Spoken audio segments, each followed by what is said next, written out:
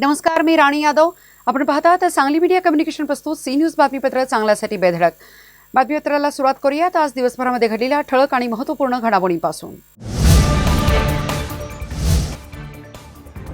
मुलावर गोळीबार प्रकरण चिघळले. कृषी उत्पन्न बाजार समितीतील व्यवहार बंद पाळून निषेध. हमालांचे काम बंद आंदोलन.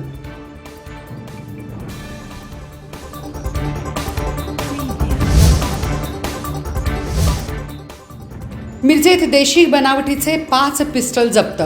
दोघांना अटक. सांगली स्थानिक गुन्हे अन्वेषण पथकाची कारवाई.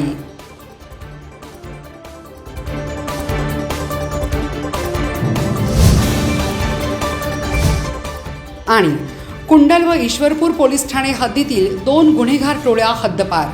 गुन्हेगारी टोळ्यावर यापुढेही कठोर कारवाईचा इशारा.